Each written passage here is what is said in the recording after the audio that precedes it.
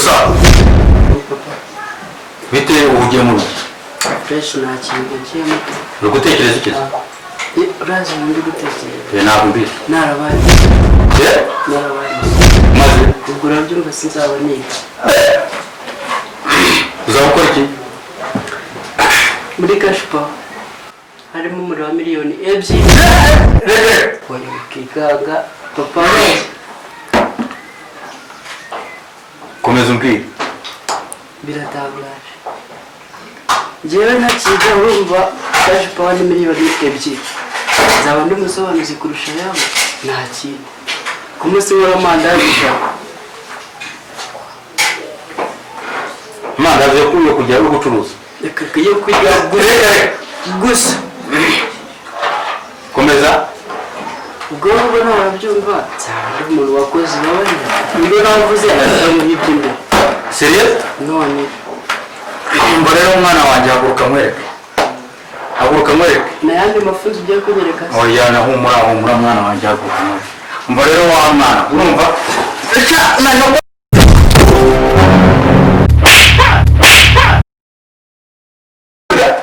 Kwanza ukaraje wakatambira ngo yakora amandazi zake asajyure waraga mwici umva singaruka mubwire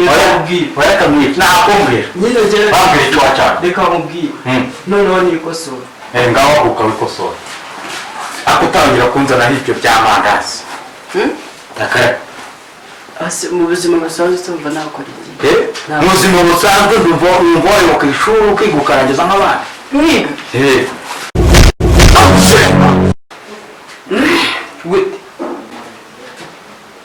oya papa witekereza byinshi ngaho nyereka ibyo nakwiga mwana wanjye ari igihe abana bamenyera bakamenyana na basi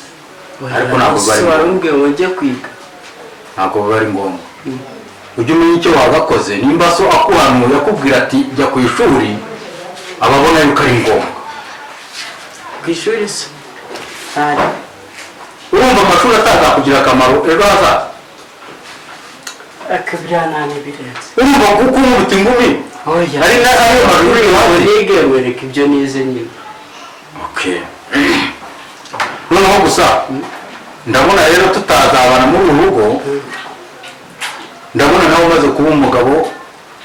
bibaye byiza rwose wazajya kwishingira urwawe kuko wowe utajya kujya ugira n'ingumi numva rero ubuyobozi bwanjye butangiye kureba ako papa ntabanje uteye nk'udatekereza ngo umugabo gute ntari isusu ntari pusi ntari igikoko ubwo sindi urabizi reka banze ngo icyaye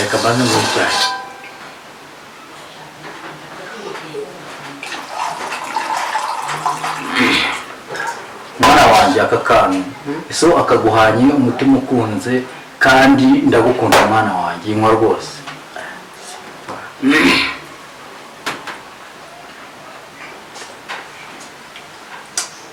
mwana wanjye nyoka ajya gupfa